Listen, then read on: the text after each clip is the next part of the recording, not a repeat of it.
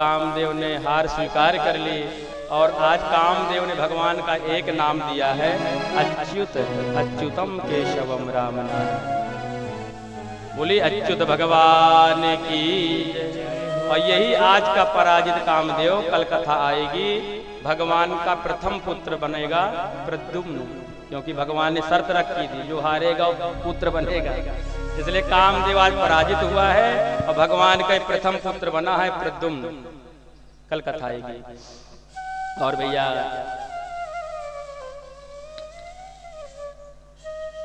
आज कहते हैं भैया इस रास में ब्रह्मा जी की 6 महीनों की रात्रियां सम्मिलित हुई थी। अब आप विचार करिए, ब्रह्मा जी का एक दिन पता है कितने दिन का होता है? कहते हैं सतयुग, त्रेता, द्वापर और कलयुग जब 1000 वर्ष व्यतीत हो जाते हैं तब ब्रह्मा जी का एक दिन होता है। और ब्रह्मा जी के एक दिन में 14 मनु बदल जाते हैं, 14 मनवंतर। अब कलयुग की उम्र कितनी है पता है? 4,32,000।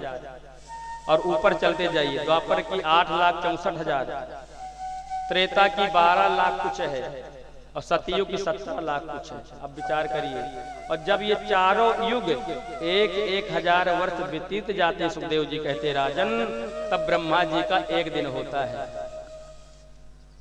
अब पूरी अगर आप संख्या इसकी गिनेंगे तो 4 अरब 32 करोड़ का ब्रह्मा जी का एक दिन होता है।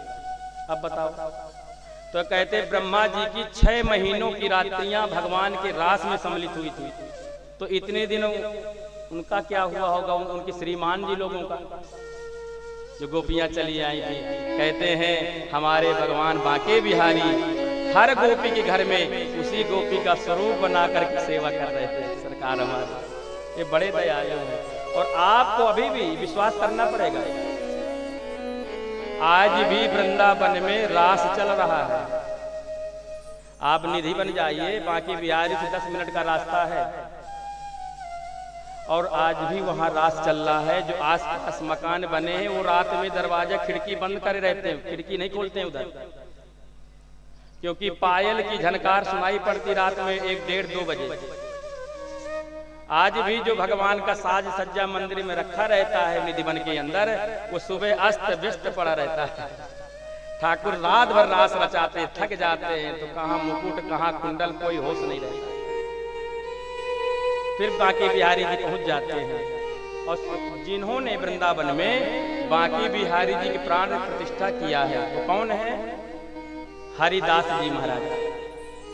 एक बार क्या हुआ कि हरिदास जी महाराज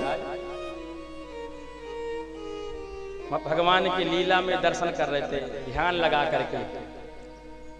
उसी समय हरिदास जी महाराज का एक शिष्य आया अमेरिका से और लगभग इतनी बड़ी बोतल में लगभग 2-2.5 लाख का इत्र लेकर के आया कि अपने गुरुजी को दूंगा। बहुत फेमस इत्र है। और जैसे गुरुजी तो समाधि में थे और गए तो गुरुजी को प्रणाम किया और कहा गुरुजी, कभी कभी होता है लोग ध्यान में भी रहते, ले लेते मगर होश नहीं रहता है। वो तो डूबे थे लीला में। गुरुजी मैं लाया हूं, लीजिए। गुरुजी ने हाथ में तो पकड़ लिया और वो इत्र का ढक्कन खोल करके उसी ब्रज रज में जो वहां की धूल है ऐसे डाल दिया। चेला निराश हो गया, अरे राम राम, इतना कीमती इत्र हवाई जहाज से चढ़ करके आया, इतना पैसा बर्बाद किया और गुरुजी ने मेरे इत्र का एक भी आदर सम्मान नहीं किया। जब 1 घंटे बाद हरिदास जी महाराज जी की समाधि खुली तो देखते हैं चेला निराश बैठा है। गुरुजी समझ गए, कहा बेटा बांके बिहारी के दर्शन किए हो कि नहीं किए हो? गुरुजी अभी नहीं किया हूं। जाओ पहले बांके बिहारी के दर्शन कराओ। और जैसे बांके बिहारी जी के दर्शन करने चला गया तो महाराज पूरे बांके बिहारी जी के मंदिर में वही इत्र की खुशबू फैली हुई थी, क्योंकि वो अपने इत्र की खुशबू को जानता था। पूरे सारे मंदिर में वही इत्र चारों तरफ महाराज गुंजायमान है, पूरा फैला हुआ है इत्र। वो डर गया, अरे राम राम, मेरा इत्र यहाँ कैसे? दौड़ करके आया, गुरुजी के चरणों में दंडवत हो गया। गुरुजी क्या लीला है? हरिदास जी महाराज ने कहा चेला, जिस समय तुमने हमें इत्र दिया था उस समय भगवान श्री बांके बिहारी का और किशोरी राधा रानी का होली मिलन हो रहा था। और राधा रानी भी भगवान के रंग डाल रही थी और बांके बिहारी भी राधा रानी के रंग डाल रहे थे। और राधा रानी की पिचकारी का महाराज इत्र खत्म हो गया तो बांके बिहारी राधा रानी जी के बार बार डाल रहे हैं। राधा रानी संकुचित हो रही हैं, इसे छुप रही हैं। और उसी समय तुमने मुझे इत्र दे दिया और मैंने राधा जी की पिचकारी में वही इत्र भर दिया और राधा जी ने उसी पिचकारी से श्याम सुंदर श्री बांके बिहारी जी को महाराज ओत ओत कर दिया है, पूरा इत्र से स्नान करा दिया है। इसलिए बेटा ये वही इत्र है। चेला तो जो है चरणों में लेट गया, गुरुदेव मैं धन्य हो गया कि आज मेरा इत्र बांके बिहारी जी के ऊपर चढ़ गया, राधा जी ने चढ़ा दिया, मैं तो धन्य हो गया, पवित्र हो गया। आज भी लीला भैया चल रही है वृंदावन में। आज भी कितने कथा कितने किस्से आपको सुनाए। और भैया इस तरह से आज भगवान ने गोपियों के ऊपर कृपा किया है। और आज सभी ब्रजवासी गए हैं अंबिका वन में, माता दुर्गा का पूजन किया है और भंडारा का आयोजन हुआ। सभी लोगों ने प्रसाद ग्रहण किया। नंद बाबा हारे थके बेचारे एक वृक्ष के लेटे हुए थे। उसी समय एक अजगर सर्प आया और बाबा के पैर को पकड़ लिया। बाबा चिल्लाने लगे, लाला बचाओ, सचुक्रोशाहिनाग्रस्तः कृष्ण कृष्ण महानयम् सर्पो मां ग्रसते तात प्रपन्नम परिमोचय। कृष्ण कृष्ण महानायम, अरे कृष्ण कन्हैया बचा, लाला बचा, मुझे जल्दी बचा। ब्रजवासी गए तो जो भंडारा चल रहा था, बड़े बड़े आग के अंगारे चैला लेकर के जो जल रहे थे उनको लेकर के अजगर के ऊपर मारने लगे। सुखदेव जी कहते परीक्षित जी, पर वो अजगर सब टस से मस नहीं हुआ, गया ही नहीं। तब भगवान आए और भगवान ने अपने चरण का स्पर्श किया है और चरण का जैसे स्पर्श हुआ है तो उसने अजगर देह को त्याग दिया और एक महापुरुष के रूप में खड़ा हो गया। भगवान ने कहा आप कौन हैं? तो श्रीमान जी बता रहे हैं कि अहम विद्याधरः कश्चित् सुदर्शन इति श्रुता। अहम विद्याधरा कश्चित् सुदर्शन इति श्रुतः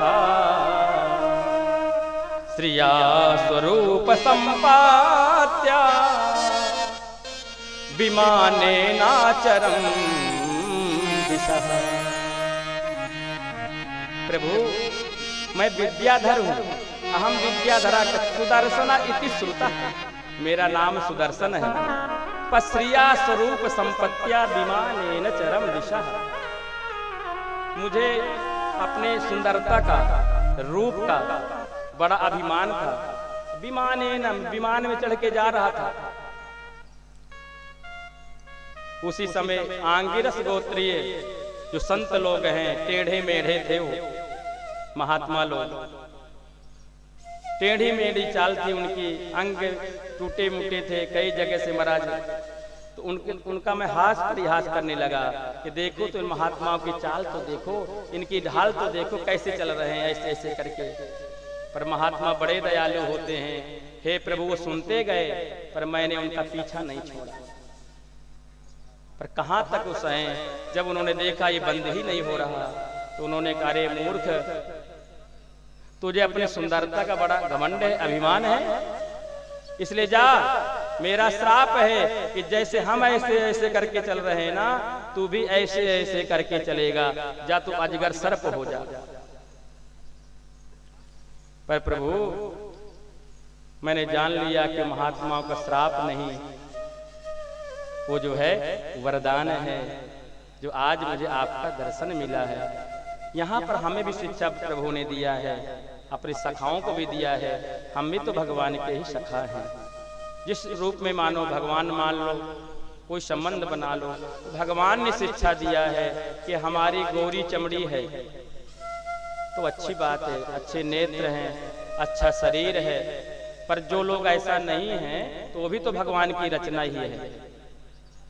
इसलिए कभी भी किसी के कोई लंगड़ा है, लूला है, किसी तरह अंग प्रत्यंग सही नहीं है तो उसमें कभी हंसना नहीं चाहिए। वो भी भगवान की सृष्टि है, वो भी भगवान ने उन्हें बनाया है। इसलिए कभी भी किसी का इस तरह से अनादर नहीं करना चाहिए। उसी रूप में अपने गोविंद का दर्शन करो, अपने भगवान का दर्शन करो भैया। इसलिए वो भगवान की रचना है। पर आप ज्यादा सा देखो, गाँव में छोटे छोटे बच्चे होंगे तो बड़े क्या करेंगे, हाँ कहो धोती खींच ले। इसलिए ऐसा नहीं। एक बार क्या हुआ, हास्य की बात है कि कुछ जो है बच्चे ट्रेन में चढ़े और डिब्बा खाली था पूरा। तो बच्चे लड़के हैं, वो लड़के घर से लड़के, बाहर से लड़के, यहाँ से लड़के, वहां से लड़के थे। तो 10-20 लड़के थे और ट्रेन में चढ़े, डिब्बा पूरा खाली और उम्र ही शैतानी की होती है। तो लड़कों ने कहा आज मजा लिया जाए भैया। क्या मजा लिया जाए? कहा चलो चैन खींच दे। तो कहा उसमें लिखा 1000 जुर्माना लगेगा।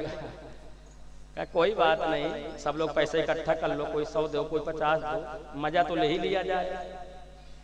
और सब लोगों ने पैसा इकट्ठा किया और भैया 2000 रुपया इकट्ठा हो गया। एक बड़ा लड़का था, उसके जेब में रख दिया।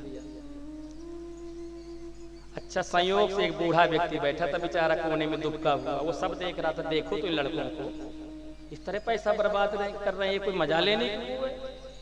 माता पिता किस तरह से पैसा देते हैं। और बूढ़ा सोच ही रहा था कि एक लड़के की नजर पड़ गई। ए भैया क्या? वो देखो एक बूढ़ा व्यक्ति बैठा है। तो क्या है? ऐसा करते हैं कि चैन हम खींच लेंगे और जब कोई टीटी आएगा तो बूढ़े का नाम लगा देंगे, मजा भी ले लेंगे और पैसा भी हमारा बच जाएगा। बूढ़े ने कहा बेटा ऐसा ना करो, मैं तुम्हारे बाबा पर बाबा के समान हूँ, तुम मेरे नाती पनाती सनाती लगते हो बेटा। वृद्धावस्था में जेल कोठरी में न पहुंचा, तो लड़के हैं, अब तो बाबा मजे लेके हम रहेंगे। भैया लड़कों ने चैन खींचा, ट्रेन गए रुक, टीटी आया नहीं तो लड़के स्वयं गए। चलिए साहब हमारे डिब्बे में एक बूढ़ा व्यक्ति बैठा है, उसने चैन खींच लिया है। टीटी आया, जीआरपी के लोग आए, कहाँ है बाबा? पर वो भी महाराज सतयुग का बाबा थोड़े ही था, वो कलयुग का बाबा था। और टीटी ने कहा क्यों बाबा तुमने चैन क्यों खींचा? तो कहा बाबूजी मैं बताया ना कलयुग का बाबा था, सतयुग वाला नहीं था, वो सब बसंत देखे हुए था, वो भी कभी लड़का था। तो उसने कहा बाबूजी क्षमा करना। कहा क्यों, क्या बात हो गई? बाबूजी मजबूरी में खींचना पड़ा। क्या मजबूरी हो गई? कहा साहब ये जो बच्चे हैं मेरे 2000 रुपए निकाल लिए। का क्या प्रमाण? का साहब आपको विश्वास ना हो तो देखो जो बड़ा लड़का उसके जेब में 2000 रुपए हैं, वो तो पहले से ही थे। और जैसे टीटी गया और जेब में देखा तो 2000 रुपए मिल गए। टीटी ने निकाला और कहा लो बाबा अपने जेब में रखो। बहुत बड़ा हिम्मत का काम किया है तुमने, बताओ इतने लड़के।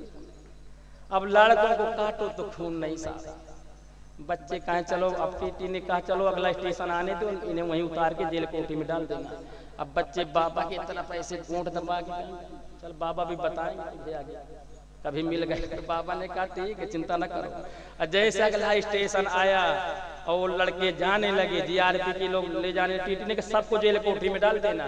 तो बाबा महाराज जो है तुरंत मुछ में ताव दे करके खिड़की से ऐसे देख के बोला कहा बेटा ये मुछ ऐसे नहीं महाराज सफेद हो गए, तुम्हारे जैसे कितनों को चरा चुका हूँ, हमें भी कुछ बनाने चले थे। बोले वृंदावन बिहारी लाल की जय। इसलिए कहते हैं बड़े बूढ़ों से भैया उनका सदैव आदर सम्मान करो। कहते जंगल में लगी थी आग, गए सब भाग, 2 बच्चे, एक अंधा और एक लंगड़ा। तब महाराज लंगड़े ने अंधे से कहा सुन भैया मेरी जो है आंखें और तेरे पैर, क्योंकि अंधा उधरे भाग रहा था जिधर आग धधक रही थी। ऐसा कर, लंगड़े ने कहा मेरी आंखें और तेरे पैर अच्छे हैं, तो मुझे अपने कंधे में बचा ले तो दोनों बच जाएंगे। और दोनों बच गए। कहानी छोटी सी है पर थोड़ा हमें ज्ञान लेना चाहिए, आज की युवा पीढ़ी को ज्ञान लेना चाहिए। ये अंधा कौन है और लंगड़ा कौन है? ये अंधा है आज की जवानी, आज के नवयुवक बच्चे, ये लंगड़ा है आज का बुढ़ापा। आग कहे की लगी है, ईर्ष्या द्वेष छल कपट, इसी की तो आग लगी हुई है। अगर बच्चे चाहें तो इस आग से बच सकते हैं, क्योंकि अगर हम ऐसे बड़े बूढ़ों के पास बैठे उनसे ज्ञान अर्जित करें, चर्चा करें, तो हमें उनके द्वारा ज्ञान मिलेगा, क्योंकि उन्होंने बहुत बसंत देखे हैं, बहुत ऋतुओं को उन्होंने देख लिया है। और मैं कहूँगा कि वो दिन दूर नहीं जब समय आएगा कि जो 80 साल के हैं, 70 साल के हैं, क्योंकि अब उन्हें जाना है, तो उनके जाने का समय आ गया है।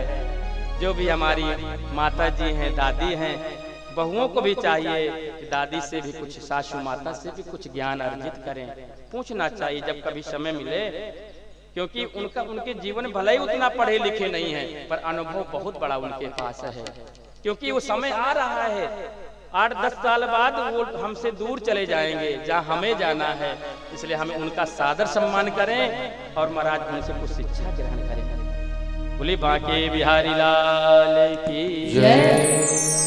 और भैया मंदिर में ना मिलेंगे, गुरुद्वारे ना मिलेंगे, और घर में ही बैठे हैं तेरे भगवान, घर में ही बैठे हैं तेरे भगवान। मंदिर में ना मिलेंगे, गुरुद्वारे ना मिलेंगे, मंदिर में ना मिलेंगे, गुरुद्वारे ना मिलेंगे, घर में ही बैठे हैं तेरे भगवान, घर में ही बैठे हैं तेरे भगवान। कर लो माँ को प्रणाम, अपने पिता को प्रणाम, कर लो माँ को करिए, सभी लोग करिए, अपने पिता को प्रणाम। माता पिता ही ऐसे देवता हैं कि भले ही अगर उनकी मृत्यु भी हो जाती है, पर जिस लोक में रहते हैं वैकुंठ में वहीं से आशीर्वाद देते रहते हैं। इसलिए अगर है भी नहीं हमारे, आज हम कथा करा रहे हैं, कथा सुन रहे हैं, उनका आशीर्वाद पिताजी का हमें मिल रहा है। हम लोग कथा सुन रहे हैं तो कह रहे हैं देखो कितने ऐसे लोग हैं कथा में नहीं पहुंचे हैं, पर देखो हमारे पुत्रों को, हमारे नातियों को, हमारे सनातियों को जाकर के गढ़वीर बाबा में कथा सुन रहे हैं, तो जितने पितृ देवता हैं वो आशीर्वाद देते हैं।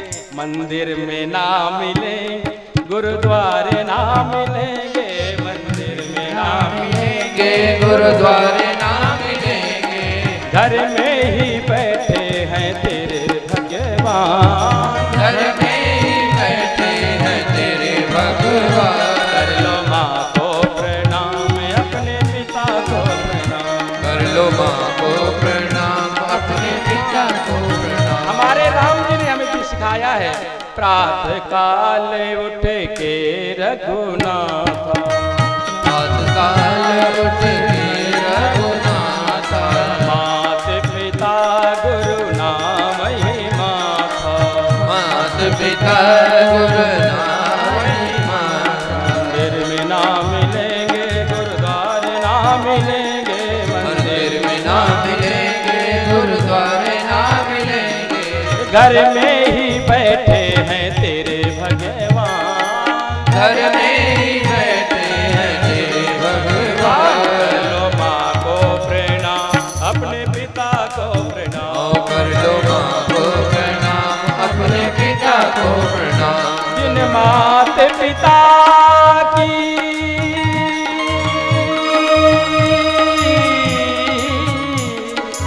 जिन मात पिता की सेवा की, दिन तीरथ जाप कियो न कियो, दिन तीरथ जाप कियो न कियो, मंदिर में ना मिलेंगे, ना मिलेंगे, मंदिर में ना मिलेंगे, गुरुद्वारे ना मिलेंगे, कोई बैठे हैं तेरे भगवान, घर में बैठे हैं तेरे भगवान। कर लो माँ को प्रणाम, अपने पिता को प्रणाम, कर लो माँ को प्रणाम, अपने पिता को प्रणाम, कर लो माँ को प्रणाम, अपने पिता को प्रणाम, कर लो माँ को प्रणाम, अपने पिता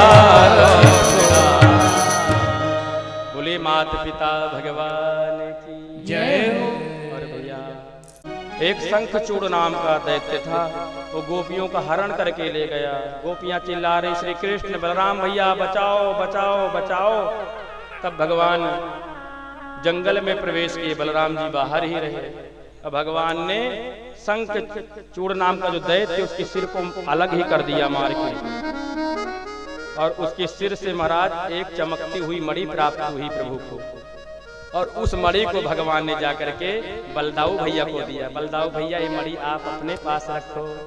बलराम जी बड़े प्रसन्न हो गए कि देखो तो मेरे लाला को, कृष्ण को मेरे प्रति कितना प्रेम है, बड़े भाई के प्रति कितनी श्रद्धा है।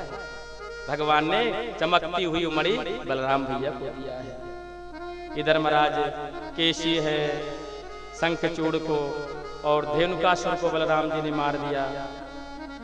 आज अक्रूर जी को कंस ने कहा कि अब ऐसे काम नहीं चलेगा, मेला ठेला का आयोजन किया, और जो परशुराम जी ने धनुष दिया था धनुष का आयोजन किया, और कहा जाओ मुझे ऐसा लग गया है कि श्री कृष्ण बलराम दो में से जरूर एक कोई मेरा शत्रु है, दोनों को ले आओ और मौका पा करके मैं इन्हें समाप्त कर दूंगा। और भैया आज अक्रूर जी महाराज ना चाहते हुए भी गए, जानते अगर नहीं जाऊंगा तो दुष्ट कंस मुझे मार डालेगा। और जैसे अक्रूर जी आज सुबह 9 बजे अपना रथ तैयार किए हैं राजन, सुखदेव जी कहते हैं, पर संध्या काल में अक्रूर जी पहुंचे हैं वृंदावन। क्यों? क्योंकि जैसे रथ में बैठे तो उनकी समाधि लग गई। कहते हैं किम मया चरितम भद्रम किम तप्तम परमं तपः किम वार्ताप्यहते दत्तम यद्रक्षाम्यद्य केशवम। कहते किम मया चरितम भद्रम, और किम महाराज किम तप्तम परमं तपः, कौन सा मैंने परम तप किया है कि महाराज कि आज भगवान यद्रक्षाम्यद्य केशवम, जो केशव भगवान का आज मुझे दर्शन होगा। कुछ भी हो कंस ने तो मेरे ऊपर कृपा किया है, इसलिए समाधि लग गई अक्रूर जी की। तो कभी जो है घोड़े जो है जमुना जी का जल पीने लगते हैं, और कभी जाकर के घास चरने लगते हैं, इसलिए इन्हें महाराज संध्या काल में पहुंचे। अगर मथुरा से वृंदावन जाया जाए तो बहुत ज्यादा आज के व्यस्त समय में 1 घंटा लगेगा, 15 किलोमीटर। संध्या काल में पहुंचे और जैसे ब्रजधरा पर चरण रखे हैं तो भैया उसी समय भगवान के नन्हे नन्हे चरण दिख गए, जिनमें अंकुश है, ध्वजा है, यव है, शंख है, सुदर्शन सब बने हैं। और भगवान अभी 11 वर्ष 56 दिन के हैं। अक्रूर जी समझ गए और उसी महाराज रज में लेट गए, और भगवान के जो चरण हैं सुखदेव जी कहते हैं उन चिन्ह बने हैं, उनको अपने मस्तक पर लगाने लगे। कहते रमण रेत लेट्यो नहीं, अरे कियो न यमुना पान, अरे मन तू समझो नहीं,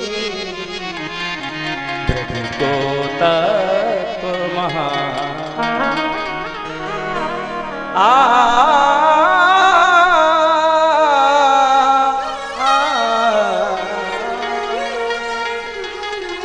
रमण रेत लेट्यो नहीं, अरे कियो न यमुना पान,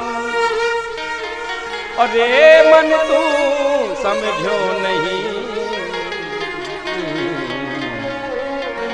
को तप महा। और उसी समय भगवान ने जब देखा दोनों भाइयों ने, कृष्ण बलराम दौड़ पड़े, काका जी काका जी काका जी काका जी, जा करके चरणों पर गिर पड़े। अभिवादन शीलस नित्यं वृद्धोपसेविनः, चत्वारि तस्य वर्धन्ते आयु विद्या यशो बलम्। अक्रूर जी कह रहे प्रभु ये क्या कर रहे हो? भगवान कहते हैं आप हमारे काका जी हैं, हमारा धर्म है कि हम आपको प्रणाम करें। सुखदेव जी कहते राजन जो भगवान देते हैं ना तो इतना दे देते हैं कि जीव सोच भी नहीं सकता। आज अक्रूर जी भगवान रूप में दर्शन कर रहे हैं, पर मेरे प्रभु बांके बिहारी श्री कृष्ण अक्रूर जी को प्रणाम कर रहे हैं। शेष अवतार लखन लाल जी ही बलराम के रूप में है, अक्रूर जी के चरणों को पकड़े बैठे हैं। भगवान सिखा रहे हैं, हमें शिक्षा दे रहे हैं।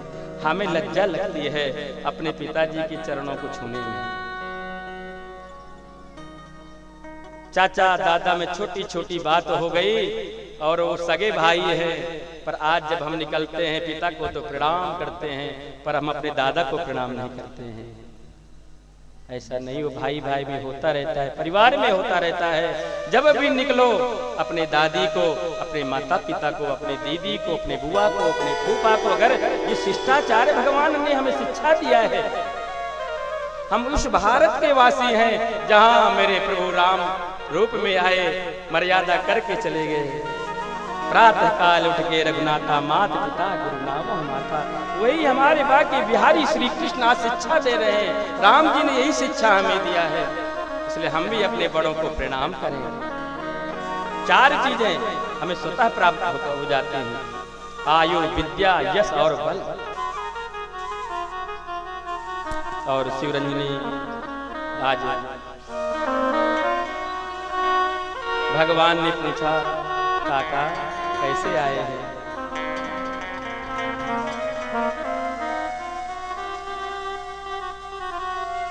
तब अक्रूर जी ने पूरी बातें बता दी।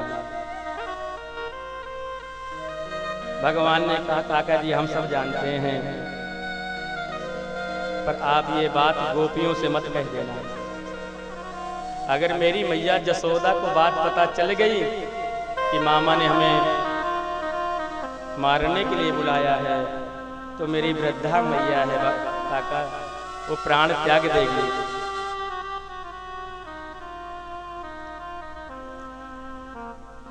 इसलिए आप तो यही बताना कि मेला देखने के लिए मैं लिवाने आया हूँ, और नहीं अगर गोपियों को बात पता चल गई काका मेरे छोटे छोटे सखा हैं ब्रजवासी जिनका सर्वस्व मैं हूँ, वो मुझे ही अपना सब कुछ मानते हैं, अपना भगवान मानते हैं, अपने माता पिता मुझे मानते हैं। अगर उन्हें बात पता चल जाएगी तो वो भी मेरे विरह में प्राणों को त्याग देंगे। इसलिए हे काका आप यही बताना कि हम दोनों भाइयों को मेला देखने के लिए लिवाने आए हैं। नंद बाबा जसोदा मैया ने स्वागत सत्कार किया और भैया जय से पूछा है, और अक्रूर जी ने बात बताई। आज माता ने लाला को तो भोजन करा दिया था, बाबा को भी भोजन कराया था, अक्रूर जी को भोजन कराया था, और जैसे नंद बाबा ने जसोदा जी ने पूछा है, अब मैया सबसे बाद में भोजन करने जा रही थी, और जैसे अक्रूर जी ने बात बताई कि वे कृष्ण और बलराम को लेने के लिए आए, मथुरा ले जाने के लिए, आज माँ ने भोजन त्याग दिया। सुखदेव जी कहते हैं परीक्षित जी आज मैया नंद रानी भोजन ग्रहण नहीं किया है। गोपियों को बात पता चल गई, सारे ब्रज में आग की तरह हवा लग गई। गोपियां रात भर जो है भगवान के विरह में रो रही हैं। जब भगवान शयन करने जाते हैं तो बछड़ों को दुलार करते हैं, प्यार करते हैं, गौ माताओं की सेवा करते, हाथ फेरते हैं। आज गौ माताओं को भी आभास हो गया, आज हमारा गोपाल, हमारा गोविंद रात भर का साथी है और कल वो सुबह है मथुरा चला जाएगा। तो गौ माताओं ने घास चरना छोड़ दिया, बछड़ों ने दूध पीना छोड़ दिया, सब आंसू बहा रहे हैं। और जैसे गोपियों प्रातः काल हुआ, अक्रूर जी रथ तैयार किए, दोनों भाइयों को बुलाया है, गोपियां सामने खड़ी हो गई, कहती हैं अहो विधाता तब न कुछ दया, संयोज्य मैत्र्या प्रणयेन देहिना ताशाकृतार्थान् व्यूनं च पार्थकम् विक्रीडितं तेर्भकचेष्टितं तथा। अहो विधाता स्तवना क्वचित दया, हे विधाता तुझे दया नहीं आती है। संयोज मैत्र्या प्रणयेन देहिना, अरे जीव ईश्वर का मिलन कराता है फिर विक्षेप पैदा कर देता है। जैसे छोटे छोटे बच्चे मिट्टी के खिलौने बनाते हैं फिर बाद में उन्हें तोड़ देते हैं, ऐसी तेरी भी लीला है। सब गोपियां रथ के आगे लेट गईं। अक्रूर जी ने कहा प्रभु मेरे बस की बात नहीं कि रथ हाँकी। तब भगवान रथ के नीचे आए और राधा जी से कहा कि हे राधा जू, अगर मैं नहीं गया मथुरा तो कंस का बहुत पाप बढ़ रहा है, बहुत अत्याचार कर रहा है, यज्ञ आदि कार्य सब बंद करा दिए हैं, अधर्म फैल रहा है देवी, इसलिए आप मेरा साथ दो। तब राधा रानी एक तरफ खड़ी हो गई, सभी गोपियां खड़ी हो गई हैं एक तरफ जाकर के, और रथ चल पड़ा। सुखदेव जी कहते राजन दर्शन करो, जैसे रथ की टप टप की आवाज हुई है उसी समय माता जसोदा की मूर्छा खुली। मैया दौड़ पड़ी, अरे लाला कन्हैया, अरे अक्रूर जी रथ को रोको भैया, रथ को रोको, जल्दी रोको, एक बार तो मुझे लाला से मिल लेने दो। और आज मैया की 90 साल की उम्र हो गई है और दौड़ लगा दिया। इस अवस्था में माता ने तो माँ की धोती पैर में फंस गई, जमीन पर गिर पड़ी धड़ाम से। जैसे दोनों भाइयों ने देखा कि मैया गिर गई, काका जी रथ को रोको, मैया गिर गई, दोनों भाई कूद पड़े, मैया मैया मैया। जा करके माता जसोदा को उठाया। माँ जसोदा ने कहा कन्हैया लाला, आज मुझे बात पता चली तुम कृष्ण बलराम दोनों मेरे पुत्र नहीं हो, तुम तो जो है वसुदेव देवकी के हो। हे कृष्ण, जब मथुरा जाना तो इस ग्वालिन को क्षमा कर देना। जब तुझे याद आए कि एक मटकी के फोड़ने के कारण कन्हैया मैंने तुझे उखल से बांध दिया, तो जब लाला इस बात की श्रुति तुझे आए, इस ग्वालिन को क्षमा कर देना। मैंने बहुत बड़ा अपराध किया है। भगवान कहते मैया तू कैसी बात कर रही है, न चांतर न बहिर्यस्य न पूर्वम न पिचा परम। अरे मैया, जिसका आदि नहीं, जिसका अंत नहीं, उस ब्रह्म को कौन बांध सकता है? अगर कोई बांध सकता है मैया तो माता जसोदा जैसी भक्ति चाहिए। मुझ ब्रह्म को कौन बांध सकता है? माँ, तुम्हारे प्रेम स्नेह को मैं कैसे भूल सकता हूँ? अगर थोड़ा सिर भी दर्द होता था तो हजारों वैद्यों की लाइन लगा देती थी मैया। तेरे प्रेम को, स्नेह को, भक्ति को मैया कभी भूल नहीं सकता। और मैया ने दोनों भाइयों को जो है रथ में बैठाया और सभी गोपियां रो रही हैं, ध्वजा दिख रही है, कामना कर रही हैं हो सकता है कि अभी गोपाल आ जाए। गोविंद चले आओ, गोपाल चले आओ, गोविंद चले आओ, गोपाल चले आओ, गोविंद चले आओ,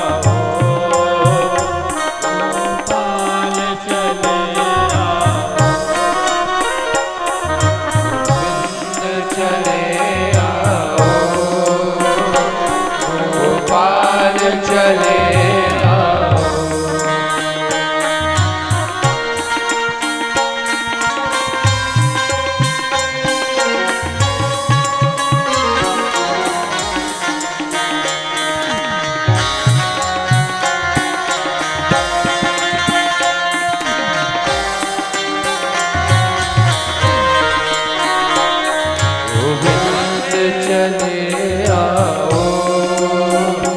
गोपाल चले आओ। मेरे भक्त पुकार रहे,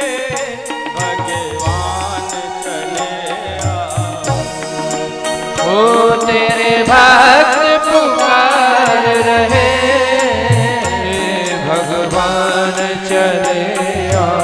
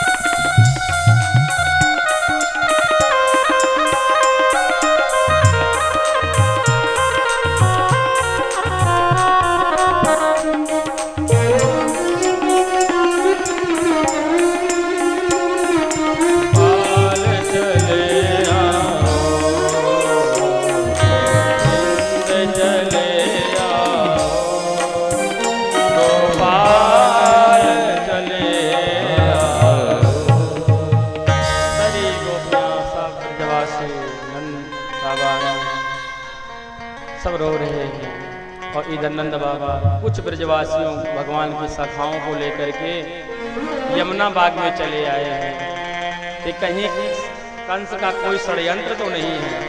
हम वहां से सब देखेंगे, निरीक्षण करेंगे। एवं ब्रुवाणाम विरहातुराभृशं ब्रज स्त्रियः कृष्ण विसत्यमान् विसृज्य लज्जां रुरुदुः सुस्वरं गोविंद दामोदर माधवे। जब तक ध्वजा दिखती रही सभी गोपियां ब्रजवासी रोते रहे। अक्रूर जी भी रो पड़े। सुखदेव जी कहते राजन, जो अक्रूर जी भगवान समझ रहे थे, और जब ब्रजवासी गोपियां मैया जशोदा सब रोने लगे, तो आज भक्ति प्रधान है अक्रूर जी, जो भगवान के रूप में दर्शन कर रहे थे, आज वो भी भूल गए सब, और वो साधारण बालक ही भगवान को समझ बैठे और वो भी रोने लगे, क्योंकि भगवान की माया से कोई बच नहीं पाता। और अक्रूर जी ने विचार किया कि अब जमुना में स्नान कर लूं, और स्नान करने के उपरांत जाकर के दोनों पुत्रों को छोड़ आऊंगा। जसोदा के पास कि भैया कंस से कह दूंगा तुम मुझे मार डाल, मैं किसी के पुत्रों को नहीं जो है मरने दूंगा। आप लोग बैठ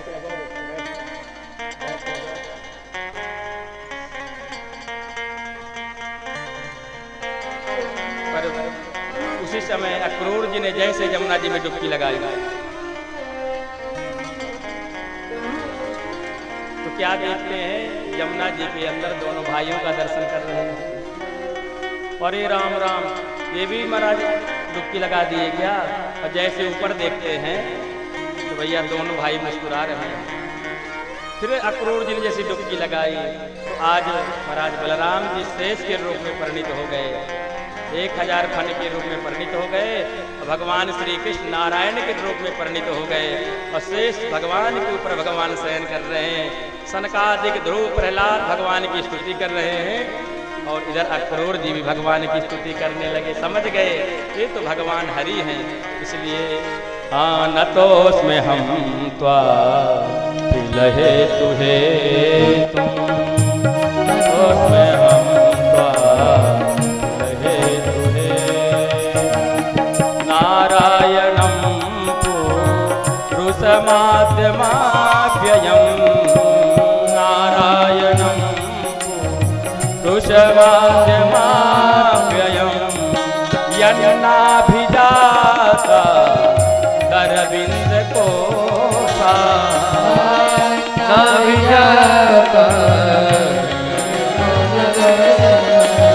ब्रह्मा विरासी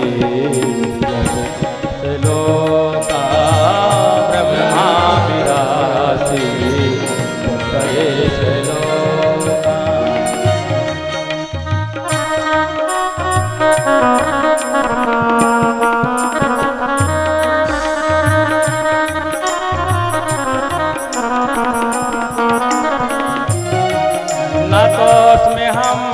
का खिलहे तुहे तुम तो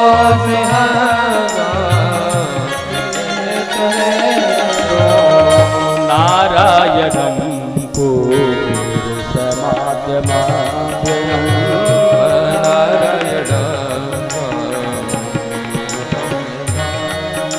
यन्नाभिजाता तरविंद को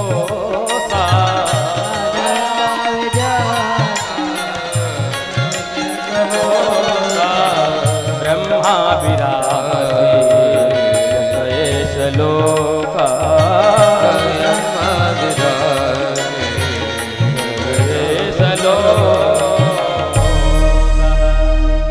आज अक्रूर जी कहते हैं प्रभु सारे संसार को आप ही उत्पन्न करते हैं, आप ही प्रकट करते हैं। हे नारायण, आपके ही नाभि कमल से चतुर्भुज चतुर्मुख ब्रह्मा जी की उत्पत्ति हुई। इसलिए नमस्ते वासुदेवाय नमः संकर्षणाय च जुगुना अनिरुद्धाय सात्वतां पतये नमः। प्यारी स्तुति किया अक्रूर जी ने। और जैसे अक्रूर जी बाहर आए तो दोनों भाई मुस्कुरा रहे थे। अक्रूर जी ने भगवान के चरण पकड़ लिए। प्रभु मैं धन्य हो गया जो आपने मुझे प्रत्यक्ष दर्शन दिए हैं। इसलिए प्रभु चलिए मथुरा में मेरी भी कुटिया है तो आज वही निवास करिए। भगवान ने कहा काका जी आएंगे पर अभी नहीं, पहले मामा जी से मिल ले फिर आता। और आज इधर भगवान आए हैं यमुना बाग में, नंद बाबा ठहरे हुए। भगवान कहते बाबा अगर आदेश मिल जाए तो जा करके आज मथुरापुरी का दर्शन कर लें। भैया आज नंद बाबा ने जब बलराम जी के साथ आदेश दिया है तो भगवान अपने सभी ब्रजवक गोप बालकों के साथ आज मथुरापुरी का दर्शन करने जा रहे हैं। और जैसे मथुरापुरी में भगवान ने अपने गोप सखाओं के साथ प्रवेश किए हैं उसी समय महाराज जो मथुरा की नारियां हैं सब अटारियों में चढ़ करके और भगवान के ऊपर पुष्पों की बारिश करने लगी। जब राम जी मिथिलापुरी में गए थे तो संकुचित हो रहे थे, सिर नीचे कर रहे थे, पर यहाँ सरकार स्वतंत्र हैं। कृष्णावतार में वहाँ गोपियाँ वहाँ की नारियाँ चाहती थी मिथिला की कि प्रभु हमारे तरफ भी देख दे, पर मर्यादा की लीला थी तो राम जी हमारे संकोच कर रहे थे। पर यहाँ कृष्णावतार में भगवान सभी मथुरा की नारियों को धन्य कर रहे हैं, पवित्र कर रहे हैं। अरे एक ने कहा अरे बहन देख देख देख वही श्री कृष्ण हैं जिन्होंने पूतना को मारा था, इतना विकराल शरीर था। एक ने कहा देख बहन वही श्री कृष्ण हैं जिन्होंने 7 कोस के गोवर्धन को उठा लिया। एक ने कहा बहन देख वो जो नीलांबर वस्त्र धारण किए हैं गोरे गोरे से वो इनके बड़े भैया है, बड़े शक्तिशाली है। सब भगवान का दर्शन कर रहे हैं। बाबा जी ने रामचरितमानस में कह दिया अरे धाये धाम में काम में सब त्यागे, धाये धाम सब त्यागे, धाये धाम में काम में सब त्यागे, धाये धाम सब त्यागे, धाये धाम में काम में सब त्यागे,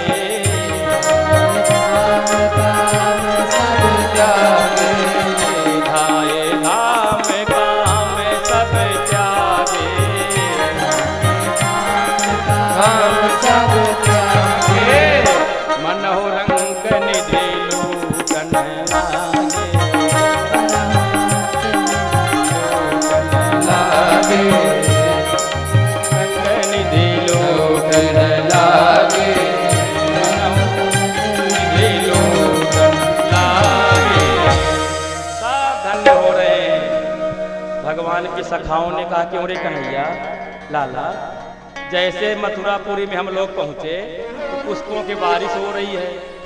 मामा तो बड़ी दिव्य तैयारी किए होंगे, घी गुड़ की थाली लिए बैठे होंगे कि कब हमारा भांजा आए तो बढ़िया स्वागत करें।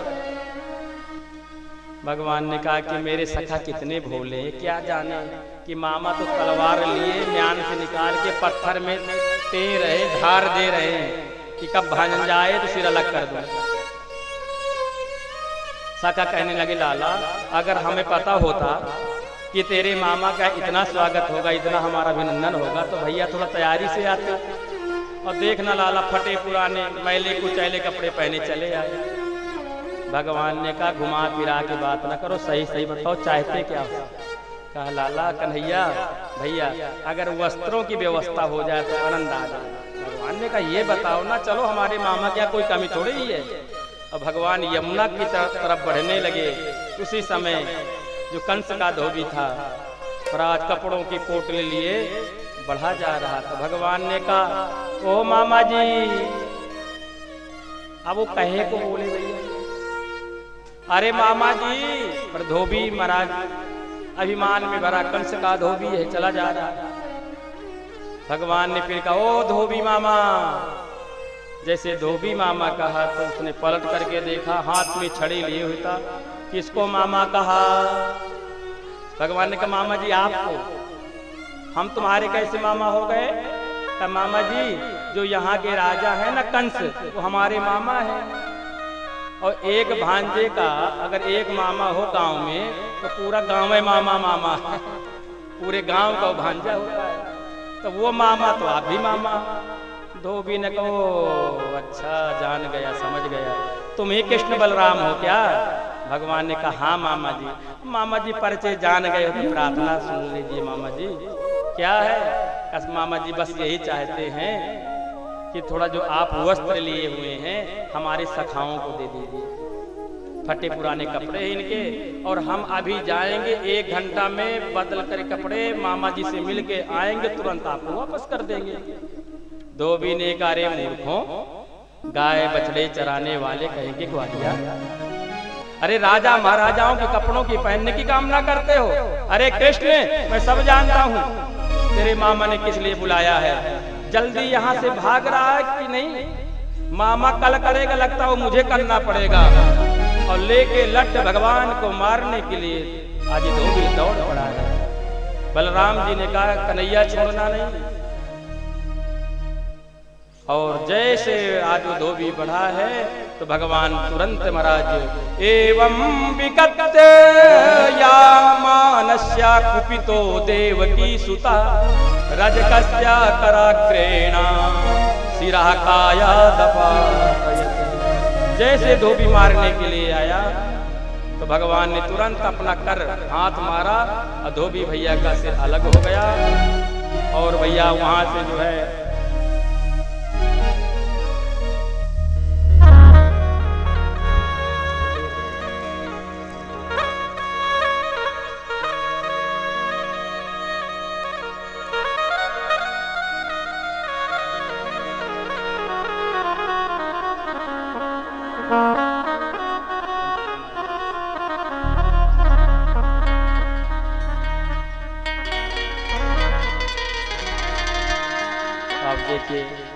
हमारा बहुत पुराना चेला है भैया, आप तो जानते ही हैं। आज यहाँ हैं तो शायद भर हमारा अमित ही है।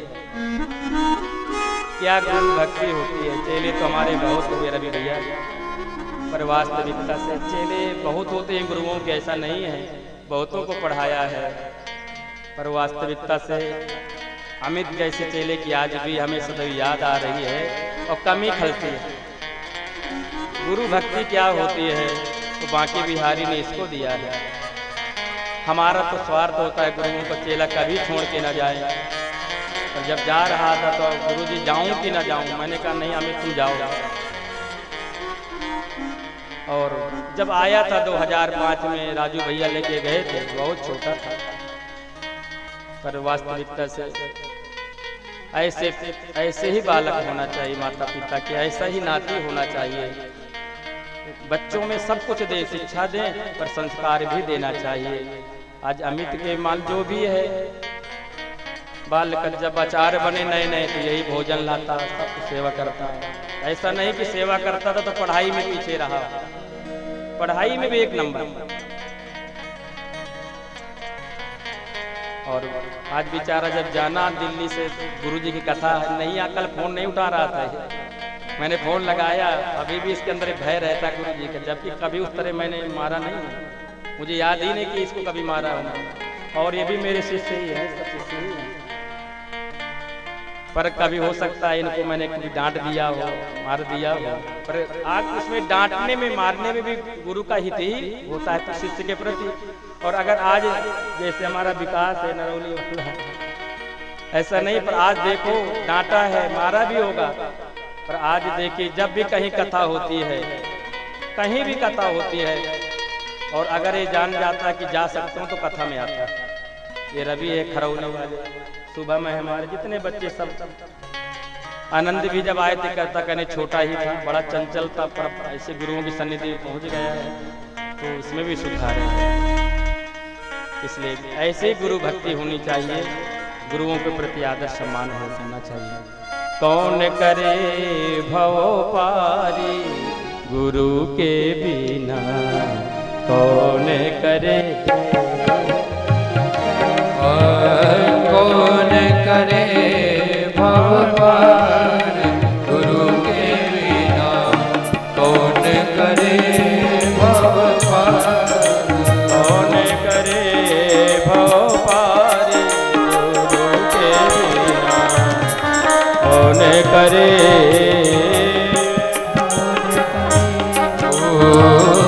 कौन करे भव पार गुरु के बिना, कौन करे भव पार।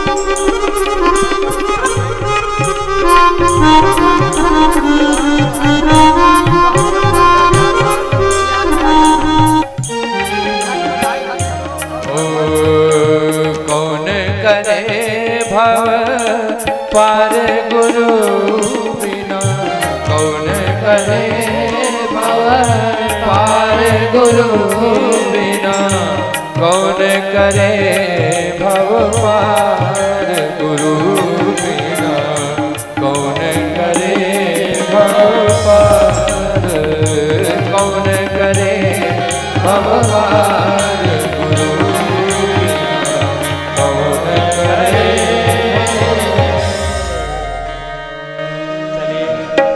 रवि भैया दुखी भैया हमसे नहीं, आप मतलब हम तो व्यासपीठ में ज़्यादा सब नियम नहीं होता है, पर उनकी भावना है, श्रद्धा है।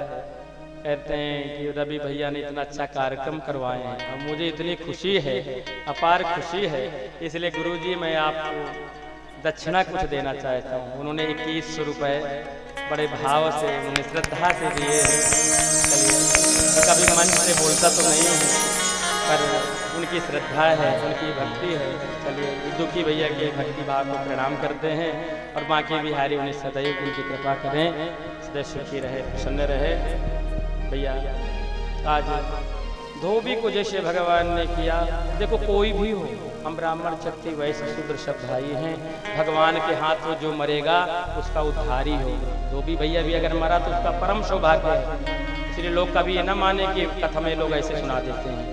भगवान के हाथों द्वारा मरना भी भगवान के धाम की ही प्राप्ति होती है। इसलिए धोबी भैया भी हमारा सौभाग्यशाली ही, क्योंकि हर कण में तो भगवान का वास है। पर ये वही हमारे धोबी भैया थे, रामावतार वाले, कि वैसे कुछ शब्द कह दिया था तो माँ का त्याग कर दिया था प्रभु ने, इसलिए भगवान ने आज यहाँ जो है धोबी भैया का भी उद्धार कर दिया है। और जैसे धोबी भैया भगवान के धाम को गए, रक्त धारा बह चली, सभी धोबी भागने लगे। अरे भैया भागो भागो, जमुना में जो कपड़े मारा लगाए हुए थे, जल्दी भागो, पूतना मारन वालों आ गए, वघासुर मारन वालों आ गए। भैया सब कपड़े छोड़ करके भाग गए। भगवान ने कहा भैया अपने अपने उमान के कपड़े ले लो, और सब लोगों ने कपड़े तो पहन लिए, पर महाराज राजा महाराजाओं के कपड़े थे, 12-12 हाथ लंबे कपड़े, और ऐसे पहन लिया तो ऐसे लग रहा जैसे हैंगर में टांग दिया गया। भगवान की सखा 11 साढ़े 11 वर्ष के सब इतने हैं। भगवान ने अब 11 वर्ष 57 दिन की हुई, तो वैसे ही लग रहा था। दर्जी भैया ने देखा हमारा, दर्जी भैया ने कहा भैया ये फैशन कहाँ से चल गया, हमने कपड़े तो बहुत बनाए पर ये डिजाइन वाला कपड़ा हमने नहीं बनाया। ये दर्जी भैया भी भगवान का बहुत परम भक्त था। सुखदेव जी कहते हैं राजन, दर्जी भैया ने बुलाया और भगवान के सखाओं के कपड़े काट पीट करके बढ़िया पवित्र और शुद्ध कर दिए। ततस्तु वाय कहा प्रीत तयोर वेश मकल्पयत विचित्र वर्णय चैले राकल्पय अनुरूपतः। सबके अनुरूप के सहित कपड़े बना दिया। भगवान खुश हो गए। कहते राजन ये मिथिला वाला दर्जी भैया था। जब राम जी दूल्हा सरकार के वेश में थे तो दर्जी भैया ने जामा बनाया था प्रभु को, बना तो लिया था पर पहना नहीं पाया था। मैं भी राम जी को दूल्हा की सरकार को पहनाऊंगा। भगवान बड़ा दुखी हो गया था दर्जी। भगवान ने कहा दर्जी भैया दुखी ना होना, कलयुग महाराज आना द्वापर में हम तुम्हारी कामना पूर्ण करेंगे। और भगवान ने दर्जी भैया को भी आशीर्वाद दिया कि जाओ खूब फलोगे और फूलोगे। अब देख लो दर्जी भैया को, गांव की बात होगी तो अलग है, नहीं महाराज जितने का कपड़ा नहीं उससे ज्यादा सिलाई लेते हैं। गांव में तो तुम्हारा का 80 रुपया 100 में सिल दे और 250 350 की ज्यादा कुर्ता हमारा नहीं सिलता है, हम लोग सिलाते रहते हैं। इसलिए वो भगवान के आशीर्वाद है प्रभु का। दर्जी भैया कुछ चकाचक है। और कहते दूल्हे का पोशाक हो तब देखना 10-10 हजार। जो महाराज बने होंगे ना समधी, उनसे पूछना जिन्होंने अपने पुत्र का विवाह किया होगा तो 10-10 हजार दर्जी भैया को देते हैं और प्रेम से देते हैं, क्योंकि बार बार एक बार होता है साहब, इस समय आता है आनंद के साथ देते। लो दर्जी भैया 11,001 लो, तुम्हारा भी आशीर्वाद मिले हमारे लाला को। और ऐसे ही करना चाहिए, ऐसे धन खर्चा करते हैं। जब विवाह मंगलमय बेला में हो तो दर्जी भैया से कभी कम न करवाना। कहे कितनी सिलाई, इतनी बताए तो तुम 1 रुपया 11 रुपया ज्यादा देना। ले दर्जी भैया तुम भी हमारे भैया को आशीर्वाद देना, क्योंकि जनता जनार्दन है, हर उसमें परमात्मा का वास है। और दर्जी भैया को भगवान आशीर्वाद दे करके आगे बढ़े। और सुदामा नाम का माली है। तथा सुदामनो भवनम मालाकारस्य जगमतुः तौ दृष्ट्वा सा समुत्थाय ननाम शिरसा भुवि। सुदामा नाम के माली के यहाँ भगवान बिन बुलाए पहुंच गए। ये कंस का माली था, माला ले जाया करता था। जैसे भगवान को देखा तो महाराज दंडवत प्रणाम किया और सारी माला भगवान के सखाओं को और भगवान को पहना दिया। ब्रजवासी कहने लगे लाला सब कुछ तो हो गया, कपड़े भी हो गए, माला भी हो गई, पर जब तक चंदन न लगे मस्तक में आनंद नहीं आता। भगवान ने कहा चलो। और कहते हैं श्री सुकुवाच अथ ब्रजन्दा जपथे न माधव त्रियं गृहीतांग बिले प्रभाजन विलोक्य कुब्जा युवती वरानना पप्रच्छयान्ते प्रहसन्न सप्रदा। हे राजन, सुखदेव जी कहते हैं मथुरा में एक नारी रहती थी जो बड़ी कुरूपा थी। मथुरा की नारियां उसका चेहरा नहीं देखती थी। मथुरा वासी अपने दरवाजे बंद कर लेते थे, पर भैया अगर इसको देखेंगे तो हमारा दिन खराब हो जाएगा। पर हमारे कृष्ण से सीखिए, हमारे लाला क्या कहते हैं, अरे ओ सुंदरी ये चांदी की कटोरे में चंदन लेके कहाँ जा रही है। जैसे प्रभु ने ये बात कही तो महाराज आनंद से भर गए। भगवान ने कहा कौन हो तुम, तुम्हारा परिचय क्या है। तो कहती दास्या दास्यस्मे हम दर कंस सम्मता त्रिवाग्र नामा यनुलेप कर्मणि मदभावितं भो जपते रति प्रियम बिना युवाम को नतम तदर्हति।